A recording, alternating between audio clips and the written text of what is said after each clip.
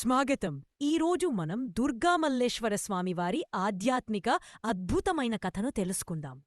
ఇది ధైర్యం, భక్తి మరియు సంతోషమైన విజయం గాథ.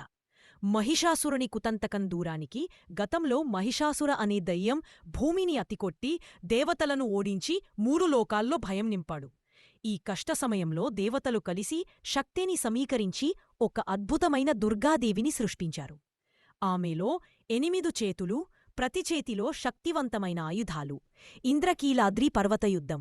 దుర్గాదేవి సింహంపై ఎక్కి విజయవాడలోని ఇంద్రకీలాద్రి పర్వతంలో మహిషాసురుని వ్యతిరేక యుద్ధానికి నిష్ఠూరంగా మొగ్గుపట్టింది.